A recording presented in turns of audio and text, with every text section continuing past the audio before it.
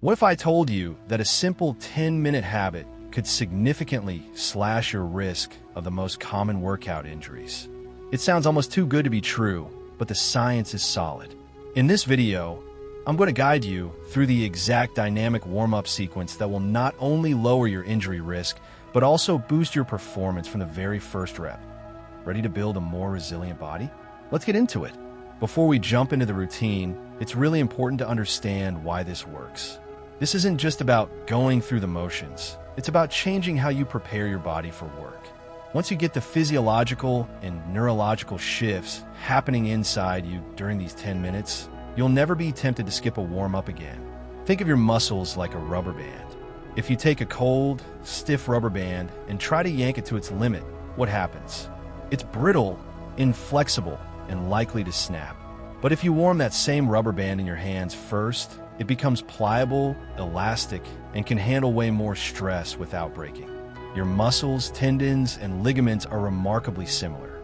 Going from 0 to 100, from sitting at a desk to a heavy squat or an all-out sprint, puts enormous sudden stress on cold tissues, making them vulnerable to strains, sprains, and tears. A proper dynamic warm-up tackles this head-on through a few key mechanisms. First, and most obvious, is an increase in body temperature. As you start moving, your core and muscle temperature rises. This isn't just a feeling of warmth. It's a trigger for crucial biochemical reactions. Higher temps improve muscle elasticity, making them less likely to overstretch or tear. This warmth also enhances the speed and force of your muscle contractions. The enzymes that help produce energy work better at a slightly elevated temperature, meaning your muscles can literally generate more power and react faster after a good warm-up. Second, your circulatory system gets a major wake-up call. At rest, your body is super efficient, sending most of its blood to your internal organs. A dynamic warm-up signals that work is coming. Your heart rate gradually increases and blood vessels in your muscles dilate or open up. This floods your muscles with oxygen-rich blood. Oxygen is the fuel for work, and this increased delivery means your muscles are better supplied, perform more efficiently, and can clear out metabolic byproducts that cause fatigue. Fatigue is a huge factor in many injuries. When you're tired, your form breaks down, and that's when things go wrong. By boosting oxygen from the start, you're building a buffer against fatigue-related mistakes. Beyond the physical, your nervous system undergoes a profound awakening. A dynamic warm-up is all about neural activation. It's like turning on the lights in a house room by room before you try to run through it in the dark. The movements prime the communication pathways between your brain and your muscles, the neuromuscular system. Nerve impulses travel faster and more efficiently, improving your coordination, balance, and proprioception, which is your body's sense of its position in space. When your proprioception is heightened, you have better control over your joints and are less likely to move into an unsafe position, like letting your knee collapse inward during a lunge. You are literally fine-tuning your body's internal GPS before you start your journey. Now, let's talk about a critical distinction: dynamic versus static stretching. For decades, common wisdom said to hold long, static stretches before a workout. We've all seen it. The runner with their foot on a fence, holding a hamstring stretch for 30 seconds.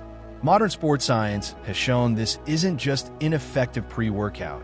It can actually hurt your performance.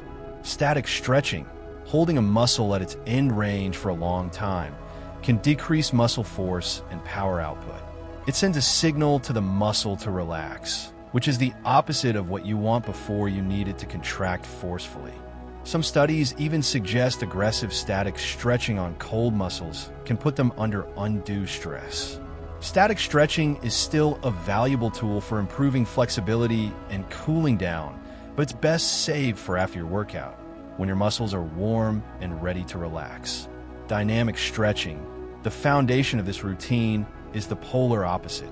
It involves actively moving your muscles and joints through their full range of motion. These are controlled, deliberate movements that often mimic what you're about to do. Instead of telling the muscles to chill out, dynamic stretching tells them to wake up and get ready for action. It increases blood flow, raises muscle temperature, and activates the nervous system without hurting your power output. Studies have consistently shown that athletes who perform a dynamic warm-up have better sprint, agility, and jumping performance compared to those who do static stretches or no warm-up at all. So where do these impressive injury reduction numbers come from? They aren't pulled out of thin air. While a single number can be misleading, large-scale studies on comprehensive warm-up programs like the FIFA 11 Plus have shown significant results. The FIFA 11 Plus program, a standardized dynamic warm-up, has been shown to reduce overall injuries in soccer players by 30 to 50%. Some studies show it can even reduce specific injuries by more than 60%. The key takeaway is that a structured, dynamic warm-up is one of the most powerful, evidence-based tools for preventing non-contact injuries like muscle strains and ligament sprains. Exactly the kind of frustrating setbacks that derail your progress. And this routine isn't just for elite athletes. If you're a beginner, this warm-up is your foundation for building safe habits. It preps your body for new movements and reduces the risk of the strains that discourage so many people early on. If you're an experienced lifter or runner, this routine is your tool for optimization. It helps you maintain mobility, fire up key stabilizers, and prepare your body for heavy loads or high intensity. And for the weekend warrior who sits at a desk all week and goes hard on Saturday, this routine is maybe the most critical of all. It bridges the gap between being sedentary and being active, fighting the stiffness from sitting and dramatically cutting your risk of a weekend-ruining injury. Now that you understand the science, let's put it into practice. This is a 10-minute follow-along routine. We're going to move through 10 exercises, doing each for about 50 seconds, with 10 seconds to transition. The sequence is designed to be progressive. We'll start with big, general movements to get your heart rate and core temperature up. Then, we'll move into more specific mobility work for the ankles, hips, and thoracic spine, common culprits in workout injuries. We'll finish with activation exercises to switch on the muscles that stabilize your body and produce power. As we go, I'll guide you through each movement and, more importantly, explain what you should be feeling and why it's so beneficial. This isn't just about copying me. It's about creating a conversation with your body, learning to feel which muscles are working and which joints are moving. This mind-muscle connection is a skill, and this routine is the perfect place to build it. You don't need any equipment, just a little space. Listen to your body. These movements should feel like a good stretch or a challenge, but never painful. The goal is to explore your range of motion, not force it. Let's begin the 10 minutes that will change how you train. The follow-along routine. Exercise 1. Jogging in place with arm swings. All right, let's get started. We're kicking things off with a light jog in place. Just get your feet moving.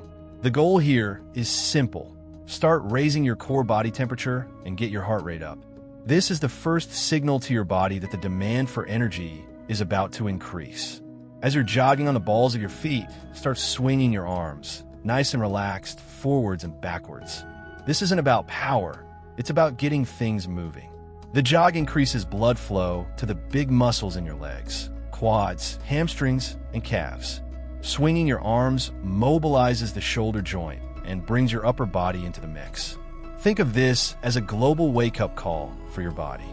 We're gently nudging every system to come online. Your breathing should start to get a little deeper, but you should still be able to talk. We're not going for exhaustion. We're going for preparation. If jogging is too much impact right away, a brisk march with high knees is a perfect substitute. The key is continuous, rhythmic movement. This is your body's transition from static to dynamic. Feel your heart rate lift. Feel that first bit of warmth spreading through your muscles. We're laying the groundwork for what's next. Keep it light and relax for about 15 more seconds. Let your arms swing free and let your ankles and knees feel that gentle motion. 3, 2, 1, and rest. Exercise 2, torso twists. Next up, torso twist to get the spine moving. Stand with your feet a bit wider than your shoulders with a soft bend in your knees. You can put your hands on your hips or cross them over your chest. Now, keeping your hips pretty stable and facing forward, gently rotate your upper body from side to side. The movement should come from your mid-back, or what's called the thoracic spine. This area gets incredibly stiff from hunching over desks and phones. A stiff thoracic spine forces other areas, like the lower back or shoulders, to pick up the slack, which is a fast track to injury. These gentle twists encourage rotation right where you need it. This isn't a jerky, fast twist. It should be smooth and controlled. As you twist right, you might feel a gentle stretch on the left side of your core. As you twist left, you'll feel it on the right. Exhale as you twist. Inhale back to the center. Try to keep your head and neck in line with your spine, just letting them follow your shoulders. A common mistake is letting the hips swing all over the place. Try to lock those in. The goal is to separate your upper body's movement from your lower body. This is key for rotational power in sports like golf or tennis, but it's also vital for stabilizing your core during lunges or even running. We're waking up the small stabilizer muscles around your spine. About 10 seconds left. 5, 4, 3, 2, 1, and relax. Exercise 3, arm circles. Let's move on to the shoulders with arm circles. Stand with your feet shoulder-width apart and your core tight. Stretch your arms straight out to your sides, parallel to the floor, palms down. Start with small, forward circles. Imagine drawing a small plate with your fingertips. Keep the movement controlled. The shoulder is a ball-and-socket joint, the most mobile in the body, but also very prone to injury. These circles take the shoulder through its full rotation, warming up the small rotator cuff muscles. These muscles are responsible for keeping your upper arm bone secure in the shoulder socket. Now, gradually make those circles bigger. Imagine the plates are becoming giant platters. Feel the movement through your entire shoulder blade or scapula. Feel it gliding across your rib cage. You should feel warmth building in your deltoids, the cap of your shoulder muscle. Okay, pause and let's reverse it. Start with small circles backward, then make them bigger and bigger. This simple exercise does so much. It lubricates the shoulder joint with synovial fluid. Think of it as oil for a hinge. It boosts blood flow to the whole shoulder girdle, prepping it for pressing or pulling. It also dynamically stretches the muscles in your chest and upper back. So many people get shoulder impingement or rotator cuff issues because they jump into heavy lifting without prepping this complex joint. This one move is fantastic insurance against that. 10 more seconds. Make the circles as big as you can without pain. 5, 4, 3, 2, 1, and shake it out. Exercise 4, cat-cow. Okay, let's get down on all fours for cat-cow, a foundational move for spinal health. Get into a tabletop position. Hands directly under your shoulders, knees under your hips with a flat back. On your inhale, drop your belly towards the floor, lift your chest and tailbone, and look slightly forward. This is cow. Feel the stretch through your abs and the gentle arch in your spine. Don't crank your neck up. Now, as you exhale, reverse it. Tuck your chin to your chest, push the floor away, and round your spine toward the ceiling like an angry cat. This is cat. You should feel a great stretch all the way down your back. We're just going to flow between these two positions with your breath. Inhale into cow, exhale into cat. This movement is called spinal segmentation. You're gently moving each vertebra through flexion and extension. This is so important for breaking up stiffness, especially in the thoracic and lower back.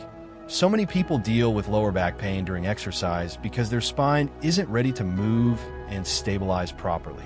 Cat-cow gently mobilizes the spine, hydrates the discs, and turns on the deep core muscles that support your posture. It also teaches you the difference between an arched back and a rounded one, which is critical for staying safe during deadlifts and squats. This is a mindful movement. Close your eyes if you want, and just feel your spine moving. 10 more seconds. One more full round. Inhale to cow, and exhale to cat. Now, come back to a neutral spine. Exercise 5, high knees. Time to get the heart rate back up and work those hip flexors. Come on up to standing for high knees. You can do this as a brisk march, focusing on form, or as a more dynamic run. Let's start with a march. Stand tall, brace your core, and drive your right knee up toward your chest. At the same time, drive your left arm forward. Then switch. Left knee up, right arm forward. The key is driving that knee up using your hip flexor and lower abs. This dynamically stretches the glute and hamstring of your planted leg while activating the hip flexor on the moving leg. Why does this matter? Our hip flexors get chronically tight and short from sitting all day. When they're tight, they can pull the pelvis forward, causing back pain and preventing your glutes from firing properly. This exercise actively moves them through their range of motion. If you're feeling good, pick up the pace into a light run, still focusing on driving those knees high. This adds a cardio element and starts to prepare your lower legs for impact. Keep your torso upright. Don't lean back as you get tired. This isn't just a leg exercise. It's a full body coordination drill that primes you for any explosive movement. We got 15 seconds left. Drive those knees higher. 10 seconds. Keep breathing. 5, 4, 3, 2, 1, and walk it out. Exercise 6, but kicks. Excellent. Now let's target the opposing muscle group, the quadriceps, with butt kicks. Just like before, you can do this as a walk or a light jog. Let's start slow. Standing tall, bring your right heel back to try and kick your right glute. Then switch to the left. As you do this, you should feel a dynamic stretch along the front of your thigh, your quad, and your hip flexor. At the same time, you're actively contracting and warming up your hamstring on the back of your thigh. This reciprocal action, stretching one muscle while contracting its opposite, is fantastic for creating balance around the knee joint. Many knee injuries happen because of an imbalance between quad and hamstring strength and flexibility. This move hits that directly. Now, if you're ready, pick up the pace into a light jog, focusing on a quick leg turnover. Heel to glute, heel to glute. Stay upright and keep your core engaged. Try not to let your lower back arch. The movement should come from your leg. This is brilliant for runners because it mimics the back kick part of the running stride. It's also flooding your upper legs with blood and warming up the knee joint for squats and lunges. We have 15 seconds to go. Try to get a little quicker. Feel that stretch in the front of your thighs. 10 seconds. 5, 4, 3, 2, 1, and rest. Exercise 7, forward leg swings. Now for one of the best dynamic stretches for your lower body, forward leg swings. Find a wall or something sturdy to hold for balance. We want all your focus on the movement, not on staying upright. Stand sideways to the wall, holding on with one hand. We'll start with your outside leg, keeping your leg relatively straight but not locked. Swing it forward and then back behind you like a pendulum. Start with a small, controlled swing. As you swing forward, you'll feel a dynamic stretch in your hamstring. As you swing back, you'll feel it in your hip flexor. The key is to keep your torso upright and core tight. Don't arch your back when you swing your leg back. The movement has to come from the hip joint, not your spine. With each swing, try to gently increase the range of motion, letting momentum help you. You're not forcing the stretch, you're allowing it. This is a phenomenal exercise for opening up the hips in the forward and back plane, the plane of motion for walking, running, and squatting. It fires up your glutes and hamstrings and is your best defense against hamstring pulls. Okay, let's switch sides. Turn around, hold on with the other hand, and start swinging the other leg. Notice if one side feels tighter. That's good information. This routine helps you find and fix these imbalances before they become injuries. Just a few more seconds. 3, 2, 1, excellent. Exercise 8, side to side leg swings. We've opened the hips forward and back. Now we need to work them side to side. Let's do side to side leg swings. Face the wall or chair, holding on with both hands for good support. Start with your right leg, keeping it straight, swing it out to the right, then let it cross in front of your body to the left. Again, start with a small range of motion and gradually let it get bigger. As your leg swings out, you'll feel a dynamic stretch on your inner thigh, your adductors. As it crosses your body, you'll feel the stretch on the outside of your hip and IT band area. This is an absolutely essential movement, especially since our daily lives involve very little side-to-side motion. The muscles responsible for it, the adductors and abductors, can get weak and tight, which is a primary cause of groin strains and hip pain. These swings specifically target and prepare those often neglected muscles. Keep your upper body still and your core locked in. The swing should come purely from the hip. Let's switch legs. Left leg swings out to the left and then across the body to the right. This is also a fantastic way to improve stability on your standing leg. That leg isn't just chilling. Its glute and stabilizer muscles are working hard to keep you balanced. 10 more seconds. Feel that hip joint opening up. 5, 4, 3, 2, 1, perfect. Exercise 9, walking lunges with a twist. We're putting it all together now with a walking lunge with a torso twist. This one move combines lower body strength, hip mobility, and thoracic rotation. Start standing with your feet together. Take a big, controlled step forward with your right foot and lower into a lunge. Aim for 90-degree angles in both knees. Your front knee should be over your ankle, not past your toes, and your back knee should hover just off the floor. Hold this lunge. Now, twist your torso to the right over your front leg. You'll feel a deep stretch in the hip flexor of your back leg and feel your core engage. Twist back to the center. Push off your back foot and step forward to stand up. Now repeat on the other side.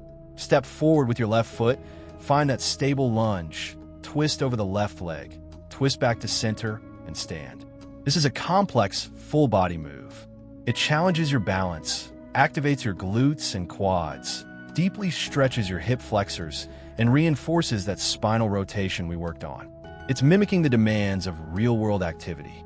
If walking is too much, just do alternating lunges in place. The quality of the movement is what matters. Take your time, be deliberate. Lunge, hold, twist, center, stand. This is activation and mobility in one powerful package. Just a few more. One more on each side. Exercise 10, bodyweight squats. For our final exercise, we're going to groove the most fundamental human movement pattern, the bodyweight squat. Stand with your feet just a bit wider than your shoulders, toes pointed slightly out. We're doing these for 50 seconds with a pure focus on perfect form. Start the movement by sending your hips back, like you're about to sit in a chair that's too far behind you. Keep your chest up and your spine neutral. Lower yourself as far as you can comfortably go, while keeping your heels on the floor and your back straight. Ideally, your hips will drop below your knees, but only go as deep as your mobility allows today. From the bottom, drive through your heels and stand back up, squeezing your glutes at the top. This isn't just for your legs, it's a full-body diagnostic tool. It requires mobile ankles, hips, and thoracic spine, plus a stable core. By doing slow, controlled squats, we're rehearsing the exact motor pattern for weighted squats, jumping, and landing. We are firing up the entire posterior chain, your glutes and hamstrings, which are your body's true powerhouses. We're ensuring your knees track in line with your toes, preventing that inward collapse that causes so much knee pain.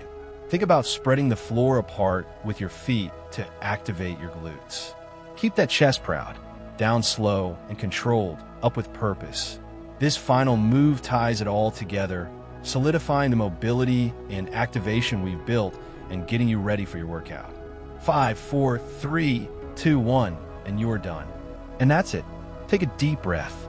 In just 10 minutes, you have completely changed your body's readiness for whatever you're about to do. You've raised your core temperature, flooded your muscles with oxygen, awakened your nervous system, and mobilized your key joints. You have systematically prepped yourself for better performance and seriously reduced your risk of injury. You've tackled the main culprits of workout pain: stiff hips, an immobile spine, and sleepy glutes. You are now primed to perform at your best. This isn't wasted time. It's a direct investment in your performance, your health, and your fitness longevity. Making this routine a non-negotiable habit is one of the single best things you can do for your body. Thanks for watching. Hit the bell icon for the daily updates. Please do like, subscribe, and share with your friends.